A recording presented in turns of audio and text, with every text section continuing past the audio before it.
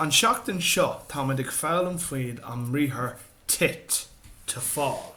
And the theme of our spelling is áiteanna, places.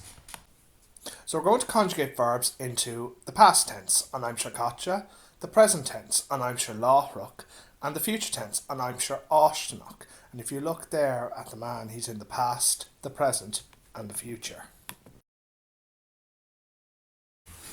An aimsir caite, the past tense. Hit me, I fell. Hit to, you fell. Hit sé, he fell. Hit she fell. Hit a mar, we fell. Hit shiv, ye fell. Hit siad, they fell. Hit, near hit. And I'm sure láithreach, the present tense. Titim, I fall. Titin to, you fall. Titin sé, he falls. Titin she falls. Titimid, we fall. Titin shiv, ye fall. Tihin siad, they fall. An dihin, ní hihin.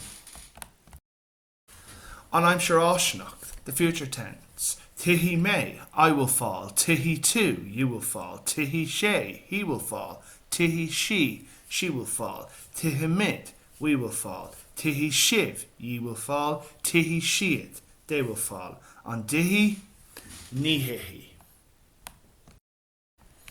Anish áiteanna, places. An talamh, on the ground. An urlor, on the floor. An moher, on the road. An laba, on the bed. Sa chwil, in the forest. Sa siopa, in the shop.